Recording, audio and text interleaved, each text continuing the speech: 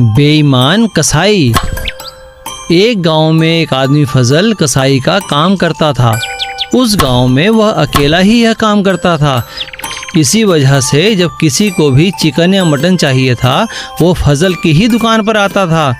पर फजल बिल्कुल भी ईमानदार नहीं था, वो हमेशा तोल में हेरा फेरी करता था। भाई फजल, जरा 1 किलो चिकन तो देना। हाँ हाँ, क्या बात है मदन भाई, आज बहुत खुश लग रहे हो। आज मैं 12वीं कक्षा में पास हुआ हूँ, इसीलिए माँ चिकन बनाएंगी। जैसे ही मदन का ध्यान बातों में लगा, फजल ने चिकन कम तोलकर फटाफट पैक कर दिया। इसी प्रकार वह सबको कम सामान देता था। वाह, इसे तो पता भी नहीं चला, मैं इसी से खूब पैसे बना लेता हूँ। एक दिन फजल के पास एक सिपाही आया।